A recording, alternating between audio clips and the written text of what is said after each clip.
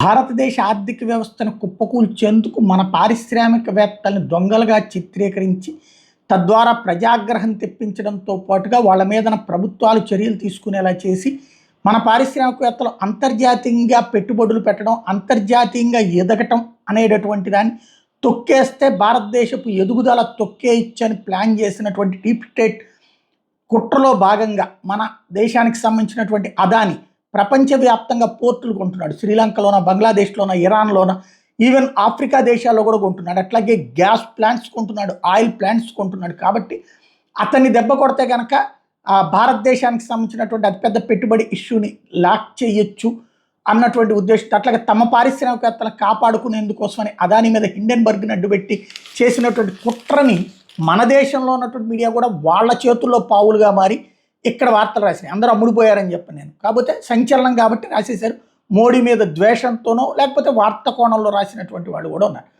అంత విష ప్రచారం ఈ దేశం మీద చేస్తే ఇప్పుడు అందులో కేసు కొట్టివేయబడితే ఆ వార్త మాత్రం లోపల బిజినెస్ పేజీల్లో రాసుకొచ్చినటువంటి అంశం. అదాని గ్రూప్ అధిపతి గౌతమ్ అదానికి మార్కెట్ నియంత్రణ సంస్థ సెబీ క్లీన్ చిట్ ఇచ్చింది. గ్రూప్ కంపెనీల షేర్లదారులను కృత్రిమంగా పెంచేందుకు పలు అవకతవకలకు పాల్పడ్డారంటూ అదాని ఆయన గ్రూప్ మీద అమెరికా షార్ట్ సెల్లర్ సంస్థ హిండెన్బర్గ్ చేసిన ఆరోపణలకు ఎటువంటి ఆధారం లభించలేదని సెబీ గురువారం పేర్కొంది.